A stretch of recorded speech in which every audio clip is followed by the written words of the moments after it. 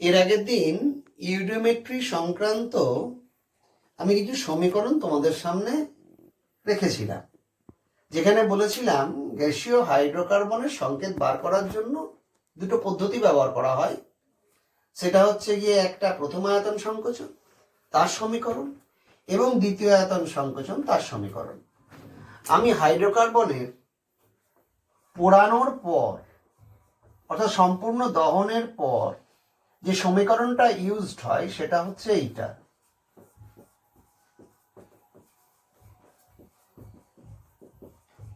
Right?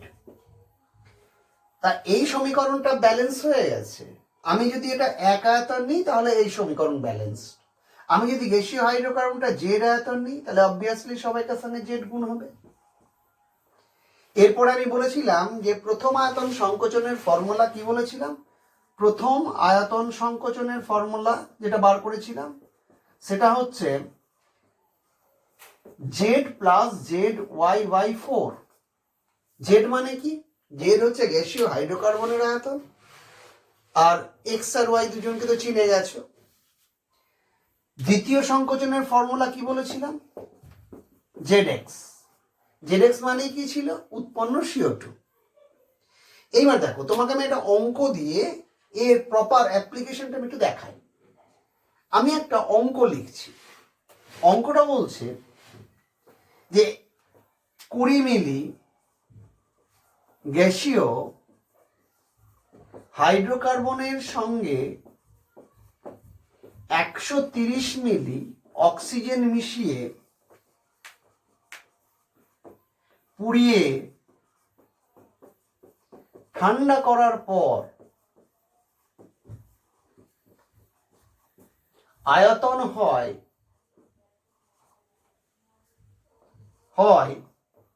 কত?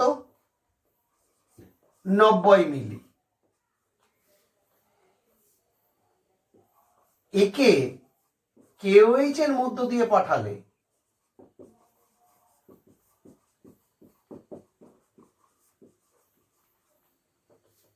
আয়তন হয়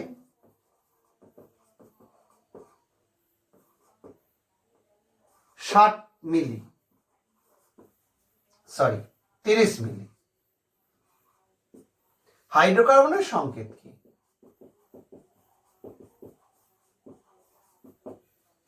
দেখো, 20 মিলি গ্যাসীয় হাইড্রোকার্বন, 130 মিলি অক্সিজেন বিক্রিয়ার আগে ছিল।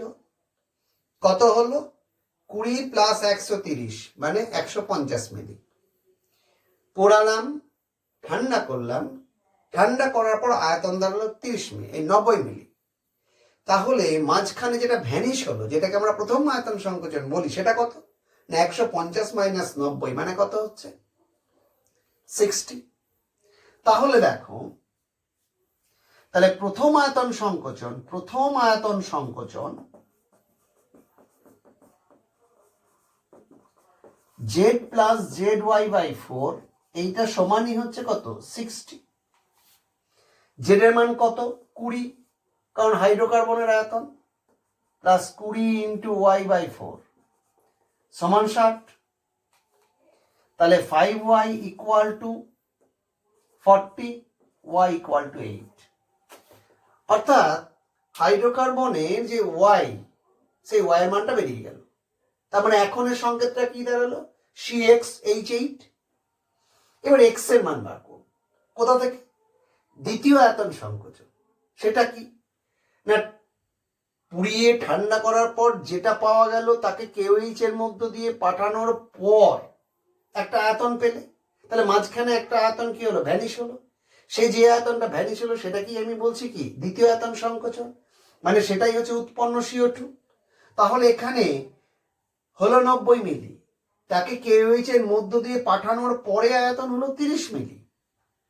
তাহলে KOH কত মিলিকে শোষণ করলো? নিশ্চয়ই 60 মিলি। তার মানে দ্বিতীয় আয়তন সংকোচনই মানে কত? 60। তাহলে অতএব দ্বিতীয় আয়তন সংকোচন এই ফর্মুলাটা কি বলেছিলাম? ZX, তার মানে কি? উৎপন্ন CO2। তাহলে ZX ইকুয়াল টু হচ্ছে কত? 60। জেড এর ভ্যালু 20, 60, তাহলে x ইকুয়াল টু 3। তাহলে হাইড্রোকার্বনটার সংকেত কি হলো? C3H8। হাইড্রোকার্বনের সংকেতটা হয়ে গেল কি? C3H8। এই C3H8 হচ্ছে হাইড্রোকার্বনের আয়তন, এই সংকেত। ব্যাপারটা বোঝা গেল? তাহলে প্রথম আয়তন সংকোচনের ফর্মুলা ইউজ করলাম, দ্বিতীয় আয়তনের সংকোচন ফর্মুলা ইউজ করলাম, দিয়ে সংকেতটা বার করলাম। এইটা হলো গ্যাসীয় হাইড্রোকার্বনে মানে সংকেত কি করে বার করতে হয় ইউডিওমেট্রি পদ্ধতিতে, সেইটা এটা। এইবার দেখো, গ্যাসমিতি মানে শুধুমাত্র গ্যাসীয় হাইড্রোকার্বন থাকবে এমনটা নয়, অন্যান্য আরো গ্যাসীয় পদার্থ থাকতে পারে। ঠিক তেমনি আরেকটা অন্য ধরনের অঙ্ক আমি তোমার সামনে রিপ্রেজেন্ট করছি। বলছে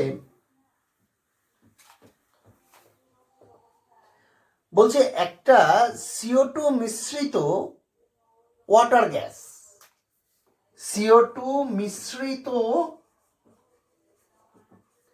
ওয়াটার গ্যাস দেব পরিচয় আমি। গ্যাসের 100 মিলির সঙ্গে 100 মিলি অক্সিজেন মিশিয়ে পুড়িয়ে ঠান্ডা করার পর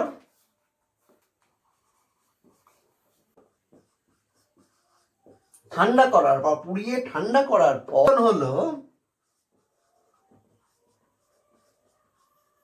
100 মিলি। এটা একটা পার্ট। কেউই যোগ করার পর আয়তন হলো 2.5 মিলি। দিয়ে বলছে মিশ্রণের শতকরা সংযুতি কত? মিশ্রণের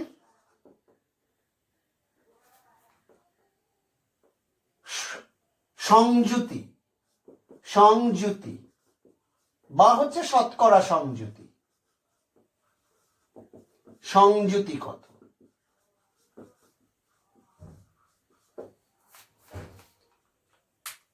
এখন প্রথমেই তোমাদের এই কনসেপ্টটা তৈরি করতে হবে, হোয়াট ইজ ওয়াটার গ্যাস। এই অঙ্কটা ধরার কারণ হলো ওয়াটার গ্যাস সম্পর্কে তোমাকে দু চারটা কথা জানিয়ে রেখে দিই। ওয়াটার গ্যাস হলো কার্বন মনোক্সাইড এবং হাইড্রোজেনের সমায়তনের মিশ্রণ। CO প্লাস H2 মানে এর আয়তন 1, এর আয়তন 1। তাহলে ওয়াটার গ্যাসের মধ্যে CO আয়তন যা থাকবে, হাইড্রোজেনের আয়তনও তাই থাকবে, পাল্টাবে না। এইবার খেয়াল করে দেখো, তুমি যে মিক্সচারটা নিয়েছো, অঙ্কটা এইটা। এবার অঙ্কটা করি। তুমি যে মিক্সচারটা নিয়েছো তার মধ্যে রয়েছে তাহলে 3 জন। কে কে?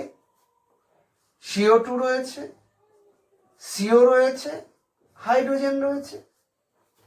কিন্তু যেহেতু এইটা ওয়াটার গ্যাস, তাহলে আমি যদি মনে করি এর পার্সেন্টেজ হচ্ছে x বা এর পরিমাণ হচ্ছে x মিলি, আমি ধরে নিচ্ছি।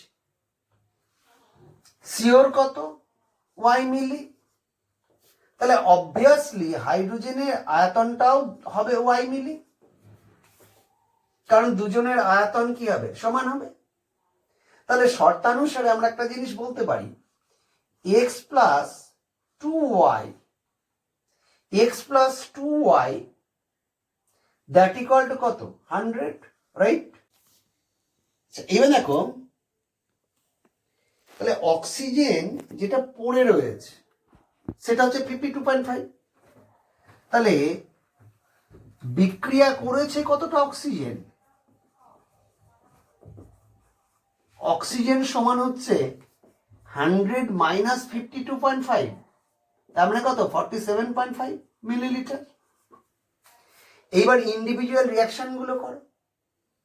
কার্বন মনোক্সাইডে যেমন হচ্ছে y, তাহলে হাইড্রোজেনও তো y ছিল।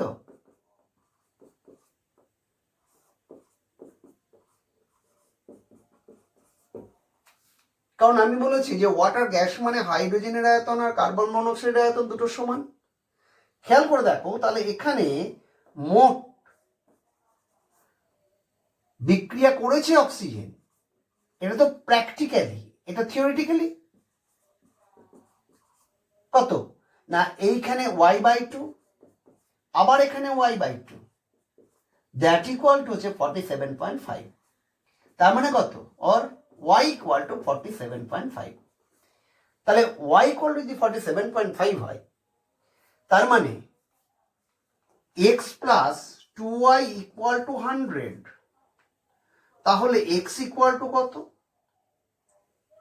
100 মাইনাস 95, দ্যাট ইকুয়াল টু 5 মিলি। তাহলে কি বেরোলো, বেরোলো আমার যে CO2 সমান হচ্ছে গিয়ে 5%, CO 47.5% এবং হাইড্রোজেন সেটা হচ্ছে 47.5%। এইটা হচ্ছে ওদের সংযুতি। পার্সেন্টেজ করে দিলাম কেন, করে দিলাম এই কারণেই না, যেহেতু ওদের টোটাল মিক্সচারটার ভলিউমটা ছিল 100 মিলি, এই জন্য এটাকে আমি পার্সেন্টেজে বলতে পারি, বা তুমি যদি মনে করো মিলিলিটারও বলবে, মিলিলিটারও বলতে পারো। গ্যাসমিতির অঙ্কগুলোর প্যাটার্নগুলো হচ্ছে এই ধরনের। এইবার দেখো, আমরা একটু অন্য জায়গায় এবারে আসব, সেটা হচ্ছে দ্রবণ, দ্রবণের শক্তি। এই দ্রবণের শক্তি পড়ানোর আগে আবার তোমাকে আমি স্মরণ করিয়ে দিই দুটো জিনিস। একটা হচ্ছে যৌগের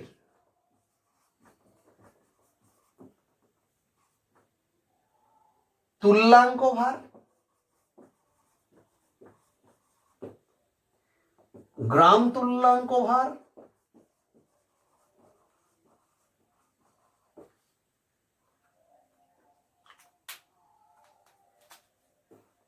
গ্রাম তুল্যাঙ্ক সংখ্যা,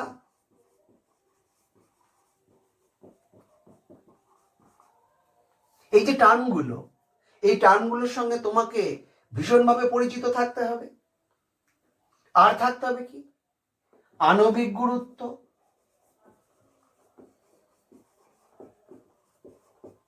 গ্রাম আণবিক গুরুত্ব, গ্রাম অনুসংখ্যা। These are very important. আমি এখন দ্রবণের শক্তিমাত্রা বার করতে চাইছি। দ্রবণের শক্তিমাত্রা মানে কি, দ্রবণের মধ্যে সলভেন্ট থাকে, সলিউট থাকে। যে দ্রবণে একটা নির্দিষ্ট পরিমাণ সলভেন্টের মধ্যে একটা নির্দিষ্ট পরিমাণ দ্রাব থাকে, সেইটা দিয়ে তার শক্তিমাত্রা বিচার করা হয়। যদি বেশি থাকে আমি বলবো তার শক্তি বেশি, যদি তার থেকে কম থাকে আমি বলবো তার শক্তি কম। তা সেই শক্তিগুলোকে প্রকাশ করা হয় কি কি ভাবে, সেইটা পড়ার আগে তোমাকে এই টার্মগুলোর সঙ্গে আবার আমি পরিচিত করে দিই, এবং যাতে এতে বুঝতে অসুবিধা না হয় সেটা একটু ভালো করে দেখো। তুল্যাঙ্ক ভার, তুল্যাঙ্ক ভার যৌগের হয় দেখিয়েছিলাম, অ্যাসিড, ক্ষার, লবণে। তুল্যাঙ্ক ভারে কোনো মানে একক নেই। গ্রাম তুল্যাঙ্ক ভার কাকে বলে না, তুল্যাঙ্ক ভারের গ্রামে প্রকাশিত ভর। ধরো Na2CO3, আবার আমি স্মরণ করিয়ে দিচ্ছি, Na2CO3 এর তুল্যাঙ্ক ভার 53। গ্রাম তুল্যাঙ্ক ভার, এর কোনো একক নেই, গ্রাম তুল্যাঙ্ক ভার 53 গ্রাম। গ্রাম তুল্যাঙ্ক সংখ্যা, গ্রাম তুল্যাঙ্ক সংখ্যাটা হচ্ছে যে ধরো দ্রাবের ওজন g গ্রাম, দ্রাবের গ্রাম তুল্যাঙ্ক ভার সমান E গ্রাম। তাহলে গ্রাম তুল্যাঙ্ক সংখ্যা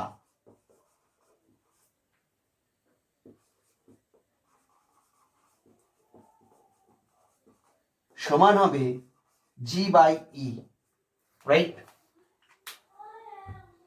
আমাকে এই গ্রাম তুল্যাঙ্ক সংখ্যার সঙ্গে পরিচিত থাকতে হবে।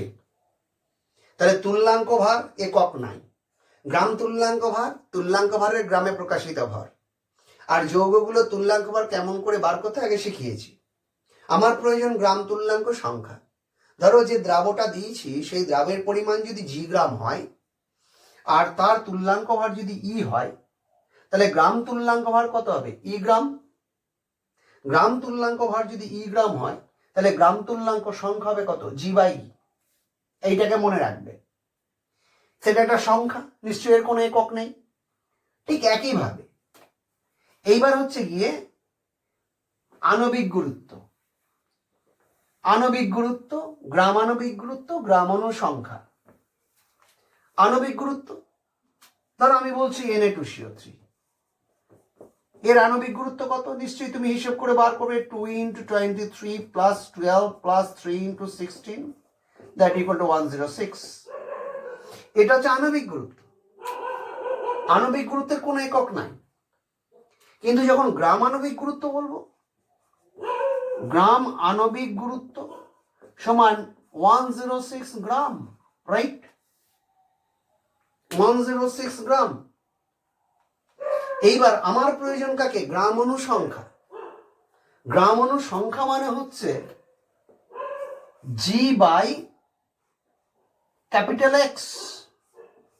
পরিচয় করিয়ে দিই, এটা মানেই হচ্ছে গ্রাম অনুসংখ্যা। জিটা কি? জি সমান দ্রাবের ওজন গ্রামে। দ্রাবটার ওজনটা আমি ইউজ করবো, সেটা হচ্ছে গ্রামে। এক্সটা কি? এক্সটা হচ্ছে অবশ্যই গ্রাম আণবিক গুরুত্ব। তাহলে জি হচ্ছে দ্রাবের ওজন, এই ওজনটা কিন্তু গ্রামে প্রকাশ করতে হবে। আর এক্স হচ্ছে গ্রাম আণবিক গুরুত্ব। এই দুটো টার্মের সঙ্গে তুমি ভীষণভাবে পরিচিত থাকো, কারণ এই জিনিসটা কেমিস্ট্রিতে সব জায়গায় লাগবে। এখন যেটা করছি, এইবার দেখো আমি যেটা করতে চাইছি সেটা হচ্ছে দ্রবণের শক্তি। বলেছিলাম দ্রবণের শক্তি মানে দ্রবণের মধ্যে দ্রাবের পরিমাণ, যার বেশি বলবো তার শক্তি বেশি, যার কম তার বলবো শক্তি কম। তারা এই শক্তি মাত্রা প্রকাশ করার জন্য আমরা কোন কোন জিনিস ব্যবহার করেছি। দেখো, শক্তিমাত্রা প্রকাশ করার জন্য আমরা সাধারণত ব্যবহার করি 1 নম্বর কে পার্সেন্টেজ বা শতকরা একক। 1 নম্বর। 2 নম্বর গ্রাম প্রতি লিটার, এই এককে প্রকাশ করুন। 3 নম্বর নর্মালিটি, যেটাকে আমরা ক্যাপিটাল এন দিয়ে প্রকাশ করব।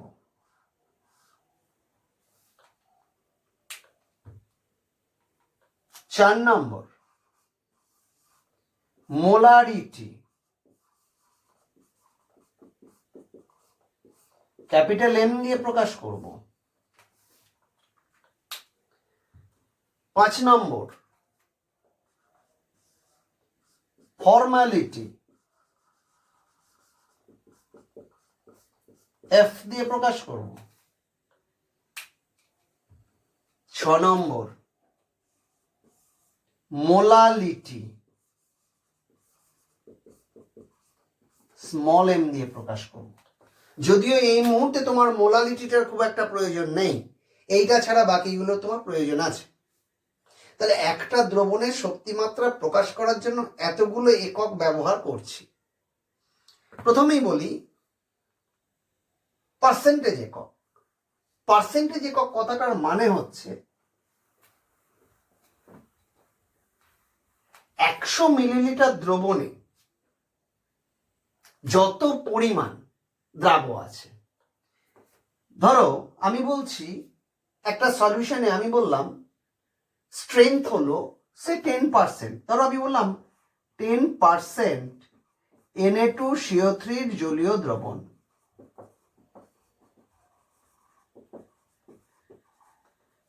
আমি যদি বলি এর মানেটা কি বুঝলে?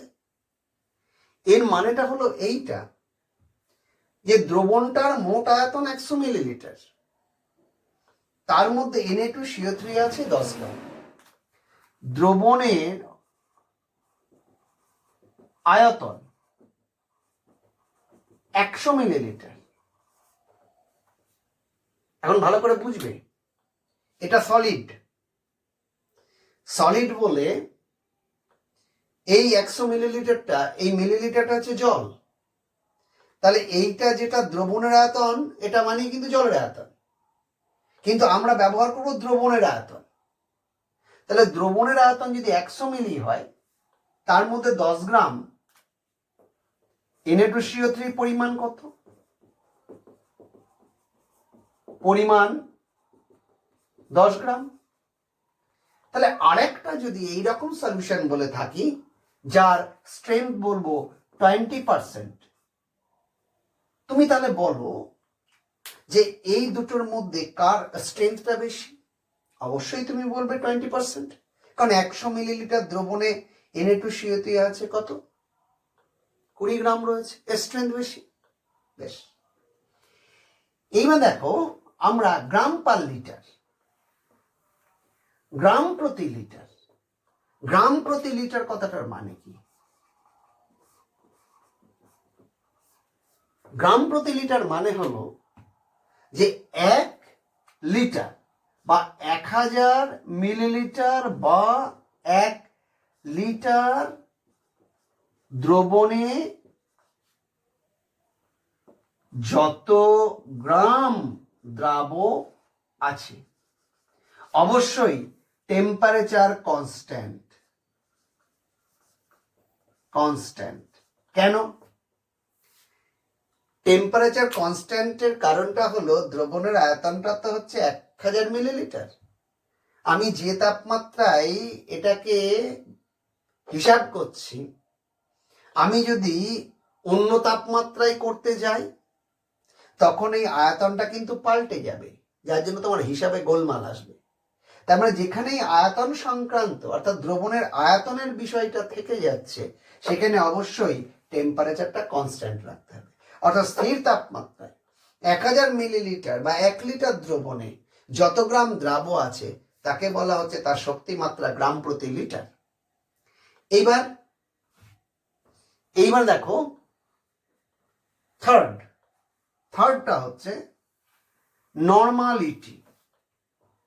নর্মালিটি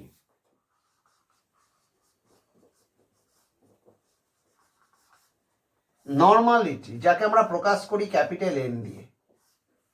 এটা খুব প্রথম থেকে ভালো করে এগুলোকে লক্ষ্য করতে হবে, কারণ এটা প্রত্যেকটা জায়গাতেই আছে এগুলো। নর্মালিটি কাকে বলে? না, বলছে নির্দিষ্ট তাপমাত্রায়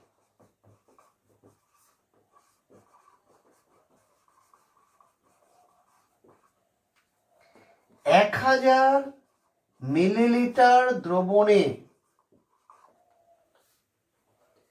যত গ্রাম তুল্যাঙ্ক দ্রাব আছে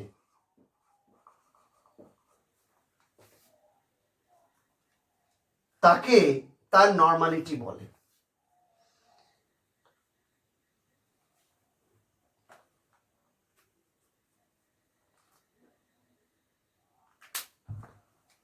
একটা এক্সাম্পল দিই, ব্যাপারটা একটু পরিষ্কার হবে। ধরো আমি বললাম 250 মিলিলিটার জলে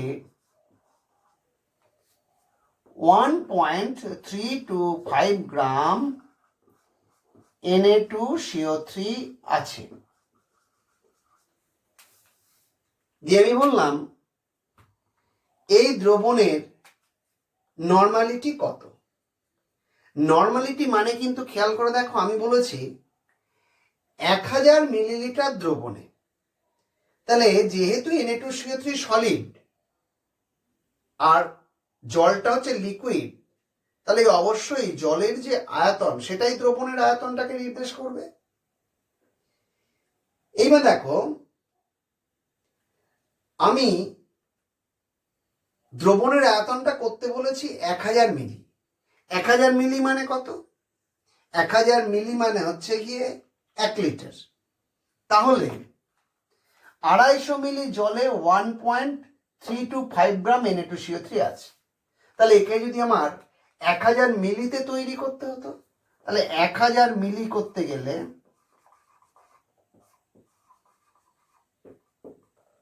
1.325 by 250 into 1000,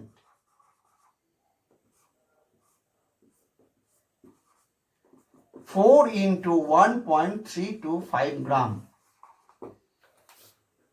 তার মানে 1000 মিলি দ্রবণে যদি 1.325 গ্রাম Na2CO3 এই Na2CO3টা ইউজ করতে হয়, তাহলে 250তে, তাহলে 1000-এ থাকবে এত গ্রাম। আমাকে 1000 করে নিতে হবে, কারণ আমাকে নর্মালিটি বার করতে গেলে অবশ্যই দ্রবণের আয়তনটাকে করতে হবে 1000 মিলি। এইবার আমাকে এখানে কিন্তু গ্রাম বলেনি, 1000 মিলি দ্রবণ ঠিক করলাম, কিন্তু গ্রাম তো বলা হয়নি। কি করা হচ্ছে? গ্রাম তুল্যাঙ্ক সংখ্যা। তোমাকে আগে বলেছিলাম গ্রাম তুল্যাঙ্ক সংখ্যা মানে কি না, জি/ই। জি হচ্ছে গ্রামে প্রকাশিত ভর, ইটা হচ্ছে গিয়ে কি গ্রাম তুল্যাঙ্ক ভর। তার মানে তুল্যাঙ্ক ভরের গ্রামে প্রকাশিত ভর। তাহলে প্রথমে দেখতে হবে যৌগটা কি, যৌগটা হচ্ছে Na2CO3। তাহলে লবণ তো, লবণের তুল্যাঙ্ক ভর বার করার নিয়মটা কি? এর সংকেত গুরুত্ব মানে 2 × 23 + 12 + 3 × 16 ডিভাইডেড বাই ধাতব পরমাণু সংখ্যা 2 ইন্টু সোডিয়ামের যোজ্যতা 1, তার মানে হচ্ছে 53। তাহলে Na2CO3 তুল্যাঙ্ক ভারের মান হলো, বা এর মানটা হলো 53। তাহলে গ্রাম তুল্যাঙ্ক ভার কত? 53 গ্রাম। তাহলে এখানে পরিষ্কার, তাহলে গ্রাম তুল্যাঙ্ক সংখ্যা কত হবে? যেটা 1000 মিলিলিটারে রয়েছে, সংখ্যা হবে জি/ই। জি এর মান কত? 4 × 1.325। ই এর মান কত? 53। তাহলে এত গ্রাম তুল্যাঙ্ক সংখ্যা। তাহলে এত গ্রাম তুল্যাঙ্ক সংখ্যা মানে কত? দ্যাট ইকুয়াল টু হচ্ছে 5.3/53। তার মানে কত? 1/10। তার মানে 1000 মিলিলিটার দ্রবণে নিশ্চিতভাবেই আমার Na2CO3 যেটা রয়েছে সেটা হচ্ছে কত গ্রাম তুল্যাঙ্ক, না 1/10 গ্রাম তুল্যাঙ্ক সংখ্যা। সুতরাং তার নর্মালিটি বলবো আমি কত? n/10। তখন তার নর্মালিটি বলবো আমি n/10। সুতরাং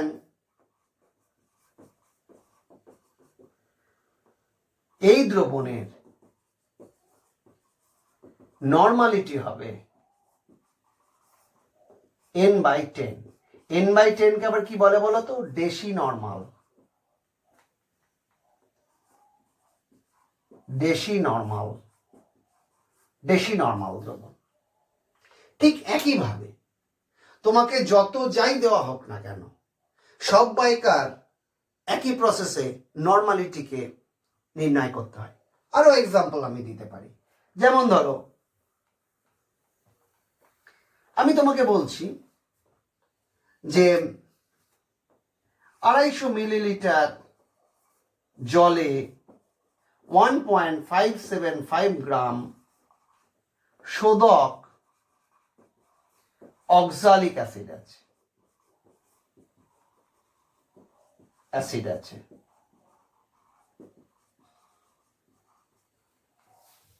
তার নর্মালিটি কত? তার নর্মালিটি করতে গেলে আমাকে ওই তাপমাত্রায় এই যে 250 মিলি জলে এইটা রয়েছে, তাহলে আমাকে এই আয়তনটা কত করে নিতে হবে?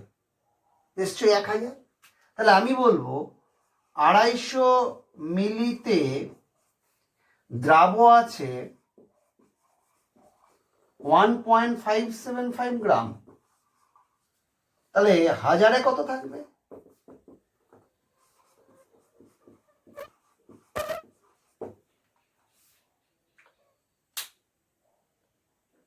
হলো, তাহলে এত গ্রাম থাকবে। এইবার এটা হলো গ্রাম, দ্যাট মিনস জি। ই বার করতে হবে। অক্সালিক অ্যাসিড অ্যাসিড, সংকেত কি? COOH ডট টু H2, যেহেতু শোধক বলা হয়েছে। তাহলে তুল্যাঙ্ক ভার বার করার আবার সেই পদ্ধতিটাকে আমি একটুখানি বলে দিই। কিরকম না, এর আণবিক গুরুত্ব 2 × 12 plus 4 × 16 plus 2 plus 2 × 18 divided by এর ক্ষারগ্রাহিতা কত, যেহেতু দুটো COH আছে 2, তাহলে কত দাঁড়াচ্ছে?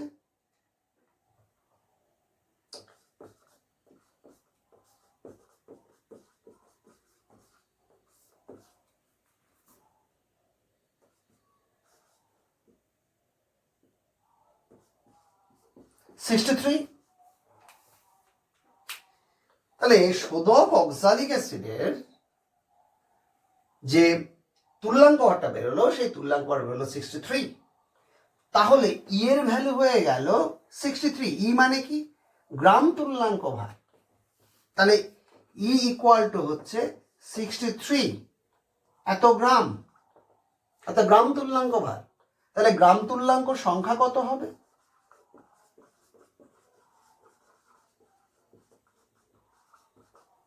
সমান G/E, সমান কত হচ্ছে?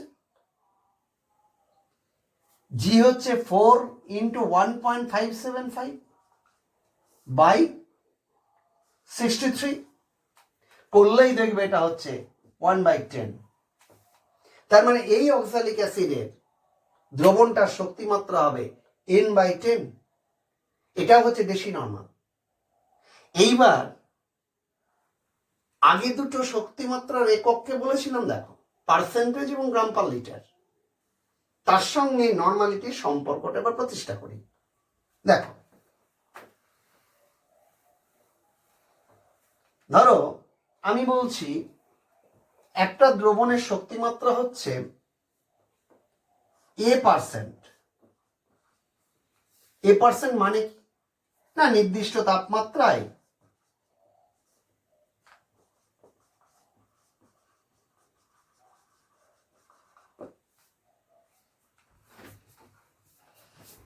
বাবু কাটবি না, নির্দিষ্ট তাপমাত্রায় 100 মিলি দ্রবণে দ্রাব আছে